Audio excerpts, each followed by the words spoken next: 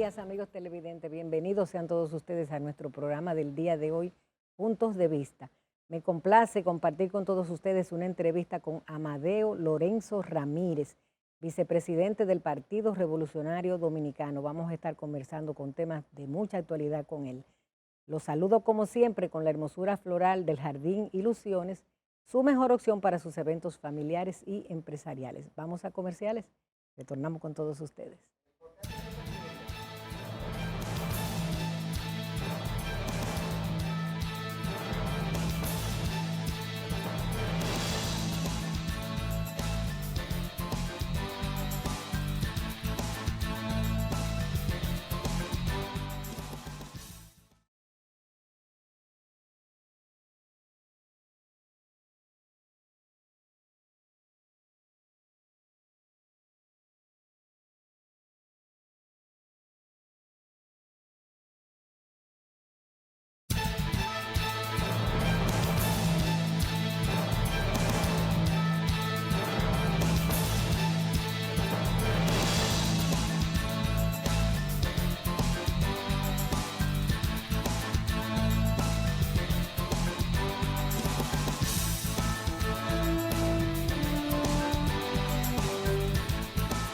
Me complace compartir con todos ustedes una entrevista con Amadeo Lorenzo Ramírez, quien es vicepresidente del Partido Revolucionario Dominicano PRD. Buenos días, Amadeo, ¿cómo estás? Buenos días, Dania, ¿cómo tú estás? De nuevo aquí en este programa que hacía un tiempecito que no Así pasaba es, por acá, pero aquí estamos. aquí para ponernos actuales con los Así es, temas relativos al PRD. así es. Justamente quiero que comencemos mirando al PRD, cómo está en su interior el Bueno, el partido. PRD, tú sabes que el PRD es un partido que en este momento está desarrollando una gran tarea, preparando sus cuadros, su estructura a nivel nacional, porque vamos a participar en el proceso electoral de 2024 y vamos a ir con candidaturas propias y para eso tenemos que preparar el partido con un partido realmente que pueda responder a esa cantidad de candidaturas que vamos a presentar en todo el país. Así es. He visto a Miguel Vargas Maldonado, presidente de ese partido, muy activo. ¿Cómo ves la gestión de Miguel en el Bien, PRD? mira, tú sabes que un líder político para poder triunfar y crecer tiene que ligarse con la gente.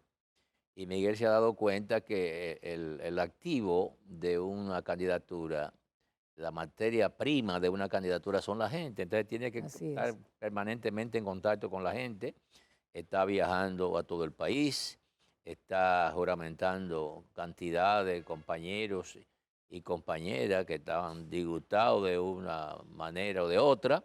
Pero tú sabes que el PRD es un sentimiento nacional, el único partido que realmente ha aportado históricamente a este país grandes beneficios, que fundamentalmente el problema de la democracia, la libertad, el respeto a las ideologías, Así es. y el partido que duró 20 años enfrentando a la dictadura y después al gobierno de los 12 años de Joaquín Balaguer. O sea, un partido que tiene mucha historia y que todos debemos de hacer esfuerzo por conservarlo para que ese hacho no se apague. Ha sido el único partido que ha tenido Peña Gómez. Hay muchos partidos que salen del PRD y enarbolan al doctor Peña Gómez como su líder, pero mencionan el nombre de Peña Gómez solamente para buscar aplausos. Pero Peña Gómez toda su vida ha sido en el PRD, no ha tenido otro partido. Es el partido que reencarna los ideales del doctor Peña Gómez, aunque estén un poco apagados, porque después de la división del partido en el Sí, 1973, que fue la división ideológica de el profesor Juan Bosch y Peña Gómez, porque Peña Gómez planteaba la Revolución Democrática Nacional y Juan Bosch planteaba la dictadura con apoyo popular. Y eso trajo como consecuencia una ruptura porque el líder del partido en ese momento era Juan Bosch, pero el segundo líder era Peña Gómez. Y con la dictadura con respaldo popular, la tesis que planteaba Juan Bosch era que sacaran la burguesía del partido, porque era imposible implementar un sistema de gobierno como la tesis que él estaba planteando ah, con sectores conservadores. Y el doctor Peña Gómez se opuso porque él planteaba que los sectores conservadores dentro del partido era el muro de contención para evitar que el gobierno de Balaguer empujara el PRD a la clandestinidad, que era la garantía. Y además que eran los sectores económicos que mantenían el partido. Entonces Peña Gómez se opuso y ahí vino esa rotura en el 73, que Juan Bosch renunció del partido. Esa es la realidad. Y Peña Gómez, después de la salida de Juan Bosch, condujo el partido en el 78 al poder. Es decir, que es un partido que tiene mucha historia y nosotros creemos que el momento está dado para reunificar las fuerzas peñagomitas y levantar su pensamiento político, pero alrededor del PRD, que era el único partido que tenía el doctor Peña Gómez, no tenía otro. Reunificar las fuerzas peñagomistas. Peñagomita ¿Eso en los el PRD. acercaría, por ejemplo, al PRM, que está en el poder ahora mismo? ¿Los acercaría más? Bueno, tú sabes que el PRM fue un partido que surgió de la circunstancia por el disgusto que había por el ejercicio de 20 años en el poder del PLD y había un espíritu de cambio Ya. y las contradicciones que habían dentro del PRD. El PRD se ha dividido 4 veces, pero se ha dividido una sola vez por un problema de carácter ideológico, y después ha sido por intereses de las fuerzas que gravitan. Y han salido, el PRM salió de ahí, de esas fuerzas, pero que ya son fuerzas y esos partidos que no representan la esencia, los fundamentos históricos que dieron nacimiento al PRD. Eso está abandonado y nosotros queremos recogerlo en un proceso de reunificación de los peñagomitas para darle un giro y recoger toda esa historia del partido y darle un contenido socialdemócrata, porque el PRD ha tenido varios gobiernos Mm. y ha tenido 2 gobiernos con el control del Congreso, porque los cambios estructurales no se hacen con decretos, son con leyes. Y el PRD ha tenido 2 gobiernos que ha controlado el Poder Ejecutivo y ha controlado el Congreso, y no ha hecho un gobierno socialista, un gobierno socialdemócrata, no lo ha hecho. Entonces, yo creo que tenemos que arribar, porque ya esos modelos que han manejado el país, el modelo económico en los últimos tiempos, un modelo neoliberal, eso no encaja en lo que ha sido la historia del PRD. Y el PRD tiene que retomar esos fundamentos históricos y para eso tiene que haber un reencuentro de la fuerza peñagomita, no importa dónde estén, pero bajo el símbolo del PRD. ¿Cómo está el proceso de selección del candidato presidencial del PRD? Bueno, mira, a Miguel, muchos sectores o no sectores, sino a veces son personas, líderes políticos, han querido satanizar a Miguel Vargas. Y él ha mantenido un silencio porque él casi no le contesta a ninguna de la gente que lo atacan. No lo, pero yo, que conozco a Miguel hace 45 años, en la actividad política y en la actividad empresarial, yo puedo retar a cualquiera de los que hoy se presentan como enemigo encarnizado contra Miguel, a que demuestren un hecho histórico donde Miguel en su vida pública y privada haya cometido un hecho que le haya hecho daño a la República. Yo no conozco el único. Sin embargo, muchos de los partidos que han ido al poder el daño que le han hecho al país ha sido terrible. Y Miguel, donde ha estado en las posiciones públicas, yo creo que ha hecho una gestión favorable al país. Y yo creo que Miguel es un activo por encima de los impropebios que le hacen su contrario. Una candidatura importante a la presidencia de la República, porque Miguel nunca ha sido presidente de la República. Los que han sido presidentes de la República sí le han hecho mucho daño al país. Entonces Miguel tiene todas las condiciones para presentarse como candidato presidencial y lo vamos a plantear su candidatura y la vamos a lanzar su candidatura en noviembre de este año. Y nosotros vamos solo al proceso electoral, porque todos los partidos tienen problemas. ¿Cuáles son las alternativas que tú ves en el horizonte? Son las candidaturas que han estado en el poder y no tenemos los mismos problemas en el país.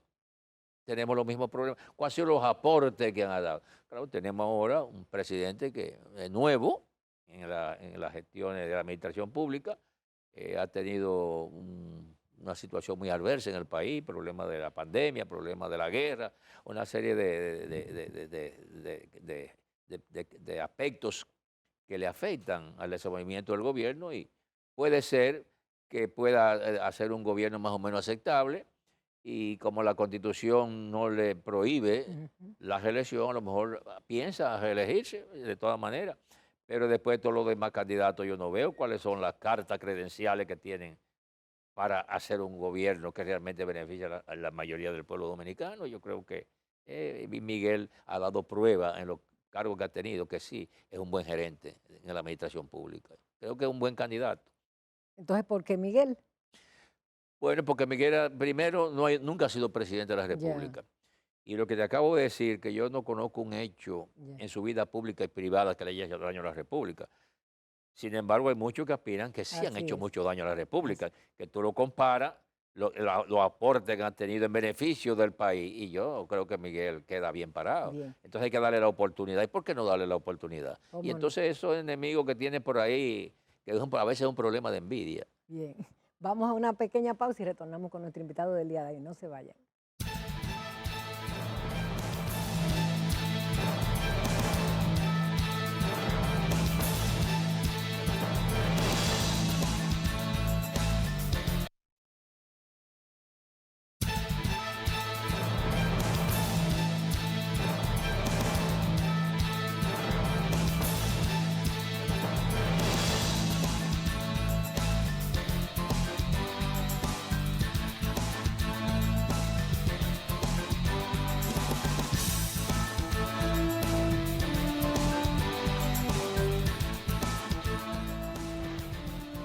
Lorenzo Ramírez, quien es el vicepresidente del Partido Revolucionario Dominicano. Yo quisiera, Amadeo, que habláramos un poco sobre la situación haitiana que aparece en estos días desbordada. El presidente de la República, Luis Abinader, ha estado en reuniones en Estados Unidos donde se ha planteado que prácticamente está Haití frente a una guerra civil. ¿Cómo ves la situación? Mira, la situación de Haití es una situación muy preocupante porque Haití la han soltado a, a- a- A su a su suerte, suerte, la a comunidad su, internacional no mira para allá. no mira para allá. Entonces, nosotros somos los que estamos cargando bien pesado en el país con el problema haitiano. Y yo creo que de todas maneras es un asunto, una crisis que tenemos ahí al frente, que va a perjudicar mucho a la República Dominicana. Y el presidente Abinader, que está en Estados Unidos y está reclamando a la comunidad internacional hacerle caso a Haití. ¿Cuáles son las situaciones que nosotros tenemos de seguridad? Bueno, estamos haciendo un muro, tenemos las Fuerzas Armadas en la frontera, pero eso no es posible Mm. controlar esa Una manada, avalancha que pueda venir desde eso Haití no es hacia acá. posible. Entonces yo creo que hay que ver, hay que seguir presionando a la comunidad internacional, porque Haití no tiene solución interna. Haití no hay forma de que Haití pueda salir a camino con una situación interna, sino es con la ayuda internacional. Así que es un peligro que está ahí. Y va a hacer mucho daño a los países en América Latina en su conjunto, porque los haitianos están regados en el mundo entero. Ujú. Y cuando esa avalancha venga, mira, que nosotros podemos soportar esa situación de Haití. No podemos ayudar más de lo que estamos ayudando. Hay quienes temen incluso una invasión haitiana hacia acá. ¿Cómo tú verías una cosa como esa? Pero figura, Haití no tiene fuerzas armadas para competir en un enfrentamiento armado con la República Dominicana. Pero es un problema de la gente. Vamos a hacer una masacre la Fuerza Armada en la frontera va a hacer una masacre cuando venga una invasión de gente huyendo por el hambre, porque el problema es del hambre que están pasando esa gente. Y entonces un país que está controlado por bandas, ya tú debes saber cuál es el futuro que le espera. Entonces ese es un peligro que tenemos ahí en la puerta, que yo no sé, Dios libre que nosotros no podamos hacer todo el esfuerzo de no evitar que eso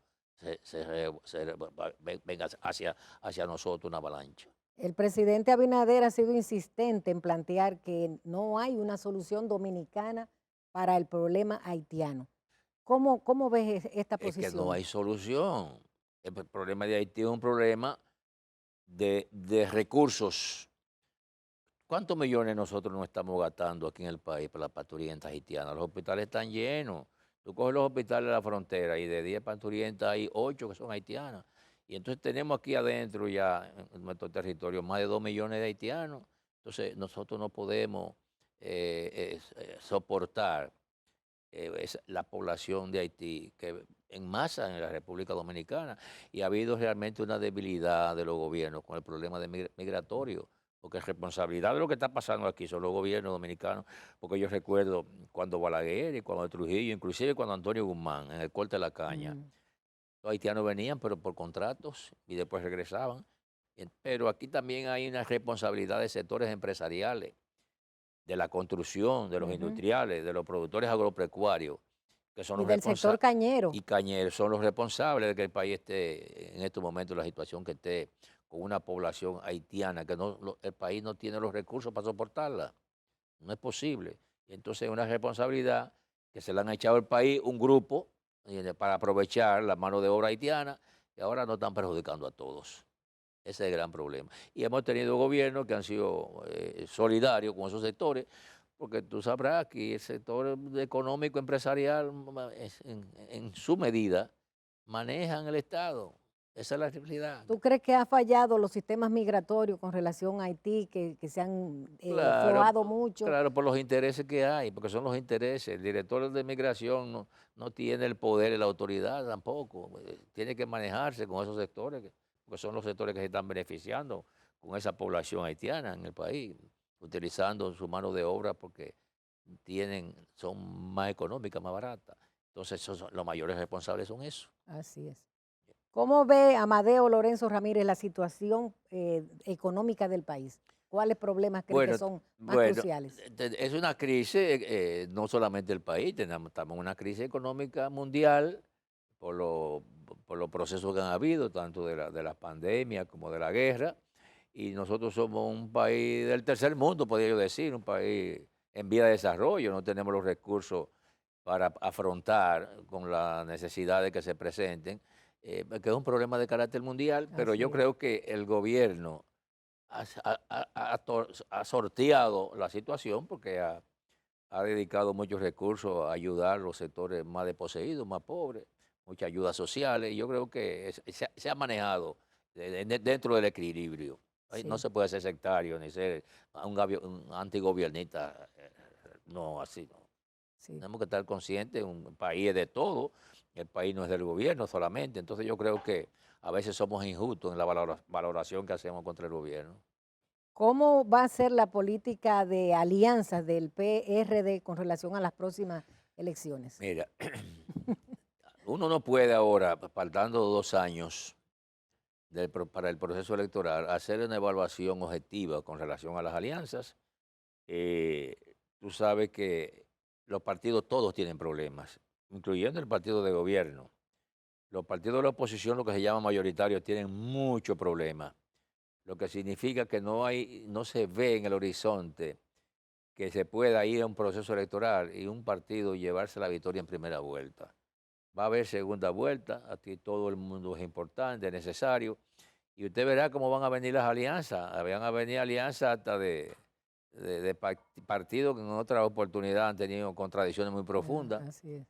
pero en política yo recuerdo que en el 1965, en la revolución, lo contrario del PRD era Huesen y las Fuerzas Armadas, y Huesen era el líder en esa ocasión contra la revolución, y después en el 74, estando Huesen en el exilio, nosotros como el PRD tuvimos que llevarlo como vice de Antonio Guzmán, y yo tuve que pronunciar muchísimos discursos alabando la figura de Huesen, cuando pude haber perdido la vida en la revolución. Así que la política es circunstancial y la política es conveniencia.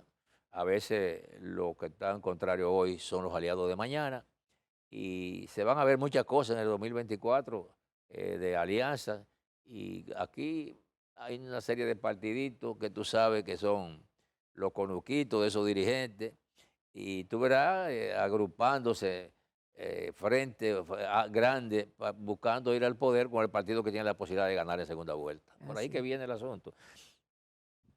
¿Y cuáles son tus expectativas para el país? ¿Qué crees que debería ser una opción para que República Dominicana pueda avanzar en sus sueños de Bueno, desarrollo? el problema es, ¿cómo te digo? Nosotros tenemos un modelo neoliberal Ajá, impuesto por por Reagan y la Thatcher. así es. Y el gobierno neoliberal prohíbe que los políticos manejan la economía. La economía es una economía de servicio, le quitan el poder a los políticos que están en el poder para manejar la economía y se le entregan al sector privado. El sector privado es que maneja la economía, la forma económica del país. Entonces yo no veo mucha esperanza porque los partidos en los últimos años que han llegado al poder no han gobernado para el Así pueblo, es. han gobernado para esos sectores. Entonces yo no tengo mucha expectativa, Expectativa, ok. a menos que no haya un cambio de modelo. Bien. Los modelos, los gobiernos solamente hacen cambios administrativos por decreto. Los modelos se rompen en el Congreso. Y tenemos un Así Congreso es. que tú eres un legislador. Yo fui legislador 8 años. Bien.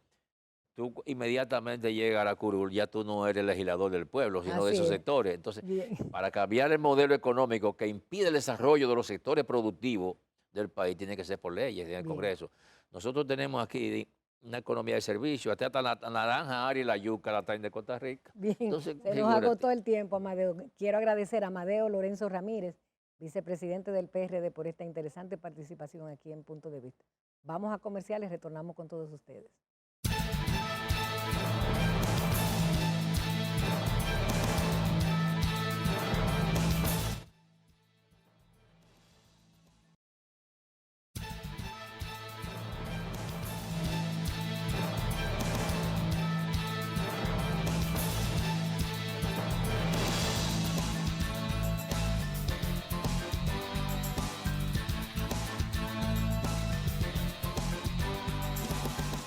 Amigos televidentes, muy buenos días y como siempre nuestro agradecimiento por acompañarnos en otra propuesta de palpitar económico de puntos de vista.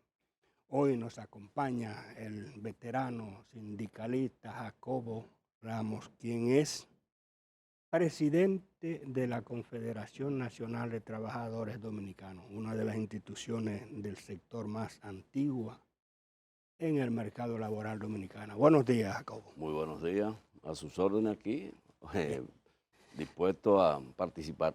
Gracias. En el preámbulo le decía que el Código Laboral Dominicano ya cumplió o cumple un día de esto 30 años de haber sido aprobado en sustitución del famoso Código Trujillo. Se han presentado situaciones en el mercado laboral que no estaban contempladas, incluso hasta ahora mismo con el tema de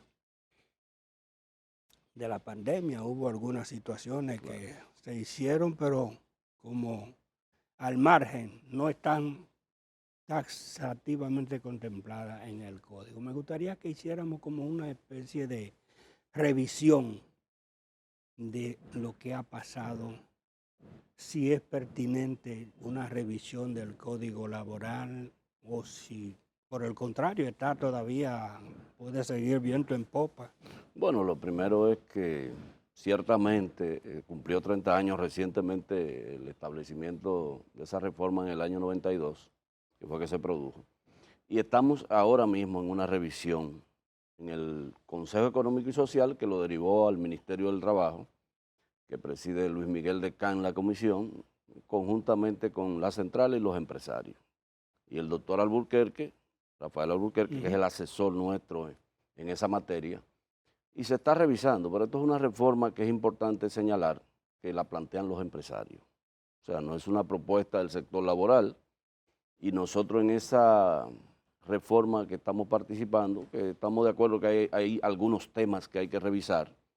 Lo que hemos dicho muy claro es que hay un tema que para nosotros es innegociable, que es el tema de la cesantía laboral, que detrás de ese propósito de revisión del código es evidente que los empresarios, su objetivo fundamental es la cesantía laboral.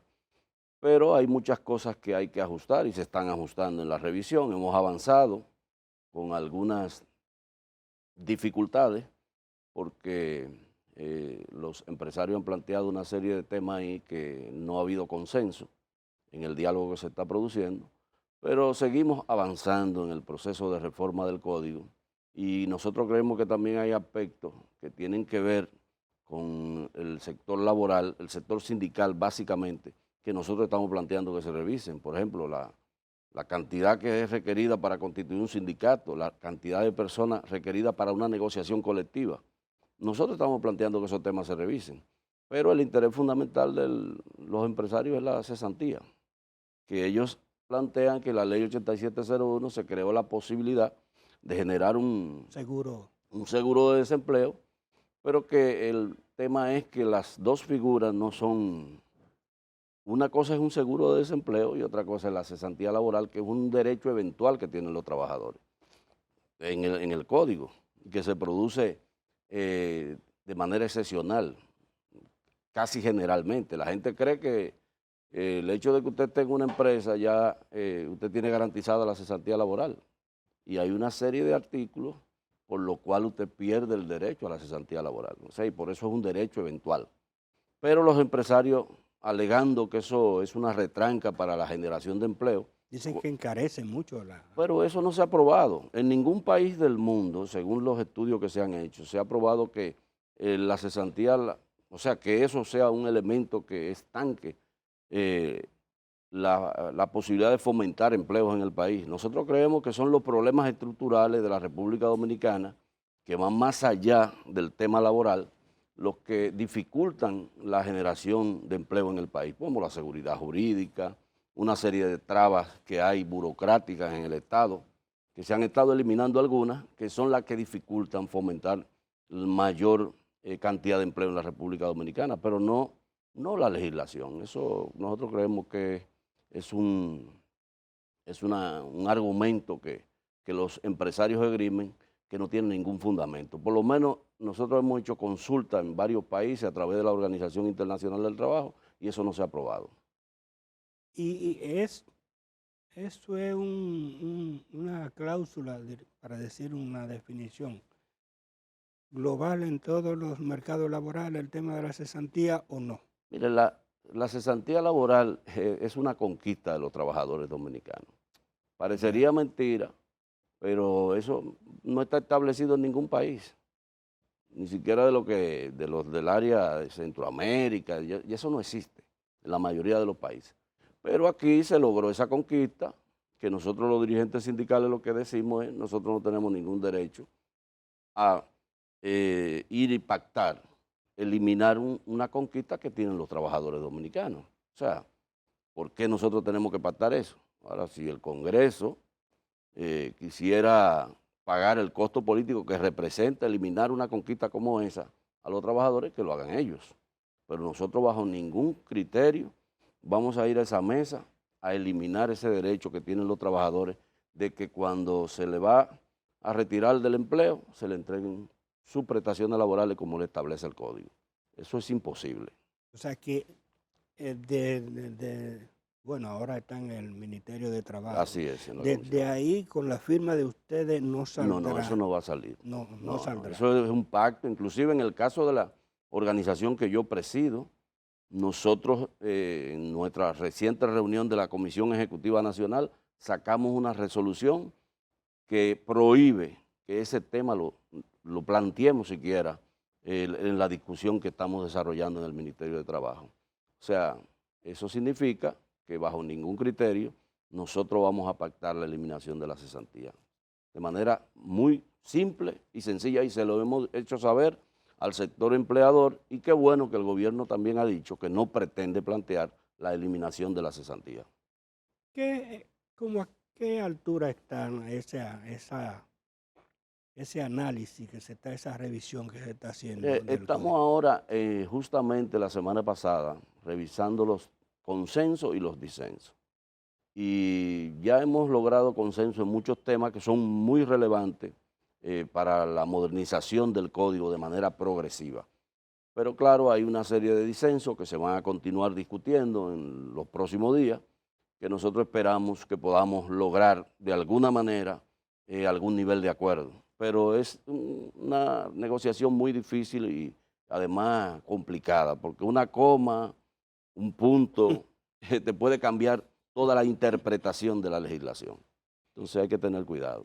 ¿Usted cree que este año puede que haya por lo menos que salga de ese escenario ya como una pieza rumbo al Congreso este año? Yo no soy tan optimista. Yo pienso que para este año quizá no es posible que, por la forma en que van las negociaciones, yo no creo que concluyamos en este año. Eso va a tomar un poquito más de tiempo, porque es como reitero, es un tema completamente complejo, el análisis de los diversos artículos del código, porque cualquier error en una redacción te puede cambiar el sentido de lo que se está queriendo plantear en la ley. Entonces, por eso es tan lenta la negociación. Vamos a esperar, ojalá y avancemos, pero yo no tengo la esperanza de que eso lo vamos a solucionar antes de que concluya el año 2022. Ya es un tema del año próximo.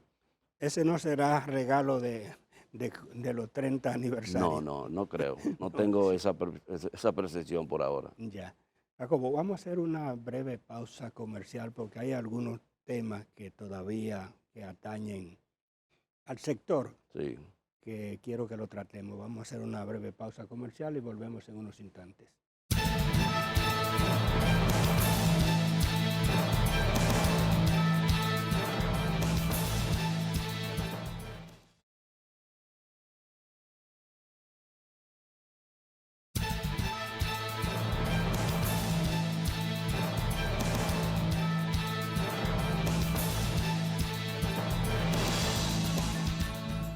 Continuamos la conversación con Jacobo Ramos, quien es presidente de la CNTD.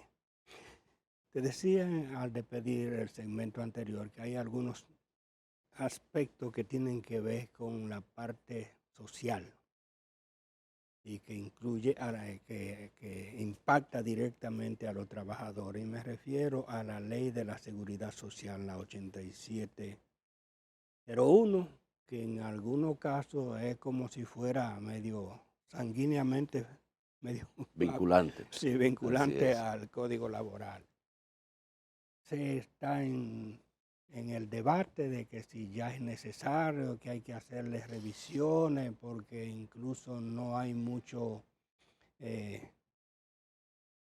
beneficio tangible para los trabajadores, que es la parte que como más visible por el tema incluso de la parte previsional, pero también la parte de salud, como que ha dejado medio desprotegido a los trabajadores. Mira, es indudable que la ley 8701 y nosotros, sector laboral, es el que ha impulsado desde el principio la reforma de la ley. Ya en 2 ocasiones le hemos entregado anteproyectos de ley a un grupo de legisladores para tratar de que se reforme la ley. Y estamos planteando una serie de temas ahí que hay que revisar. Pero nosotros, en el caso particular nuestro, creemos que hay que hacer la reforma para mejorar la ley, no para eliminar todo lo que está pactado en la ley, porque la ley tiene cosas que son positivas. Eso es una de las conquistas más importantes que tiene el pueblo dominicano, la clase trabajadora de este país, porque hay que recordar que aquí lo que existían eran las famosas igualas y un seguro social que cubría hasta un límite de los trabajadores que ganaban salario mínimo. Entonces yo pienso que hay que revisar la ley, hay que mejorar sustancialmente el nivel de rentabilidad que tienen los fondos de pensiones, que es una parte que preocupa mucho a los trabajadores porque se habla de tasa de reemplazo de 22%. O sea que con los salarios que tenemos en este país y tasa de reemplazo de 22% van a ser pensiones pírricas y estaríamos reproduciendo un sistema de pensiones de 10,000 y 11,000 pesos y 15,000 en la República Dominicana, con lo cual no fue el propósito cuando se aprobó la ley. Creemos que eso hay que revisarlo para diversificar mucho más las inversiones que hay que hacer para que tengan mayor rentabilidad los fondos. Hay que tratar de ver cómo se eliminan todos esos copagos que representan casi un 43% del gasto de bolsillo en salud que hacen las personas afiliadas al sistema y ver cómo se puede mejorar esa intermediación que hacen las ARS, que es evidente que tiene bastante problema y bastantes limitaciones. Pero no se trata en una revisión de la ley de eliminar el sistema, porque si desmontamos el sistema que tenemos, eso es como cuando usted tiene una enfermedad y usted toma medicina para mejorarse, sanarse, pero usted no se da un tiro. Entonces lo que están planteando algunos sectores es que eliminen el sistema y eso no puede ser. Creemos sí que hay que hacerle ajustes, es indudable que hay problemas que hay que corregir, el tema de los medicamentos, los centros de atención primaria hay que establecerlos, medicina preventiva, fomentar eso en el país, pero no es eliminando el sistema de manera radical que eso se va a lograr. Yo creo que tenemos que ir a la mesa de la concertación, como lo estamos haciendo en el marco del Consejo Económico y Social, y ahí continuar discutiendo y recordar a algunos sectores que viven atacando al tripartidismo, por ejemplo, al Consejo de la Seguridad Social, que es un organismo operativo, regulador del sistema, simplemente, y que tiene que ser su naturaleza tripartita, porque el fundamento de la seguridad social está basado en unos acuerdos establecidos por la Organización Internacional del Trabajo, que es una agencia de Naciones Unidas. Y esa agencia, que es la única tripartita que existe, es la que fundamenta la seguridad social. El convenio 102, que fue ratificado por el Estado Dominicano, está ahí, basando en ese convenio que tiene rango de constitucionalidad porque ha sido ratificado por el país, es que tiene que hacerse la reforma de la seguridad social. Entonces nosotros creemos que sí que hay que hacer una revisión, pero no creemos con la tierra arrasada que plantean algunos sectores que inclusive han querido distorsionar el propósito de la seguridad social, planteando que hay que devolver el recurso en medio de una crisis, de una pandemia, cuando en todos los países del mundo donde esto se ha practicado no ha funcionado y lo que hace es que reduce la posibilidad de que las personas tengan una pensión digna. Entonces nosotros creemos que ese no debe ser el planteamiento, porque los gobiernos son los que tienen con fondos públicos que financiar, como lo hizo el gobierno dominicano, tanto el anterior como el gobierno del presidente Abinader, que estableció una serie de programas con fondos públicos para mitigar el impacto de la pandemia en materia económica, que es el impacto que tuvo en la economía y en los trabajadores. Entonces, yo pienso que por ahí, no agarrando y diciendo, mira, hay que devolver el 30% de los fondos, pero por Dios, si las tasas de reemplazo de esos fondos son de 22% ahora, imagínense que devuelvan el 30%, ¿cuál va a ser el resultado final?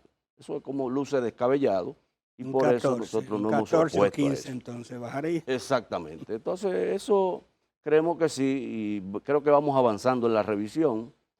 Ojalá y el Congreso también, que está haciendo su parte en una comisión bicameral, haga lo propio y podamos tener al final del próximo año ambas reformas, la revisión del Código y la revisión de la Ley de Seguridad Social. Pero claro, siempre pensando en que no podemos romper el sistema de seguridad social que tenemos, que es una conquista de la clase trabajadora de la República Dominicana. Jacobo, ¿qué tan, ya que tú tocaste el tema del tripartista, que es la estructura en que se fundamenta incluso todo lo que tiene que ver en materia laboral y Sí, ahora con seguridad claro. social? ¿Qué tan fácil es lograr un acuerdo, un consenso en el seno de esa discusión donde están los empresarios por una parte, que es una de las patas, los trabajadores, que son representados por Claro, ustedes, la otra así es. parte, y el Estado a través del Ministerio de Trabajo? ¿Qué tan fácil es lograr? Mire, no es fácil porque hay muchos intereses. Hay que recordarle al país que el sector financiero está metido en el sistema de seguridad social. ¿Quiénes son los dueños de la AFP? Es el sector financiero. Y hasta las propias ARS también, ahí está el sector financiero. Entonces, eso tiene un componente económico y muy importante para el país, que tiene que ver con macroeconomía y todo eso. Y la gente a veces dice que cree que eso es fácil, eso no es tan fácil. Entonces, se está revisando la ley, ahí está participando también un llamado sector social, que tiene unos planteamientos radicales que nosotros no compartimos bajo ningún criterio, pero que son sus planteamientos y nosotros respetamos eso. Pero es una ley donde hay muchos intereses de muchos sectores y a nosotros lo que nos corresponde ahí es defender la parte que tiene que ver con la protección de los trabajadores y en eso estamos. Tenemos una propuesta que la tiene la Comisión Bicameral y la tiene también la comisión que está trabajando en el CES para la reforma, donde nosotros planteamos dos cosas muy fundamentales, dos elementos fundamentales. Primero, que el sistema de las ARS, que el gobierno asuma esa parte y que elimine la intermediación y que el Estado asuma la parte que tiene que ver con salud. El tema de las pensiones, nosotros planteamos un pilar solidario para la gente que gana salarios mínimos y de manera voluntaria que exista la capitalización individual para quien la quiera y además de eso también para personas que ganen salarios muy altos, que quieran ahorrar su dinero en capitalización individual, que exista la posibilidad de que el sistema esté ahí. Eso es lo que nosotros estamos planteando en la comisión. Pero claro, eso va a ser un proceso, vamos a ver hasta dónde podemos llegar y sí se puede producir un acuerdo que vaya pactado, consensuado al Congreso para producir la reforma de la seguridad social. Don Jacobo Ramos, gracias por aceptar nuestra invitación para temas de tanto interés para la sociedad dominicana. Espero que en una próxima ocasión, cuando esas discusiones estén un poquito más adelantadas, estemos por acá de nuevo. Muy bien, muchas gracias a ustedes. Siempre estamos a las órdenes. Gracias. Y a ustedes, amigos televidentes, como siempre, la cita para el próximo domingo en otros puntos de vista. Hasta entonces.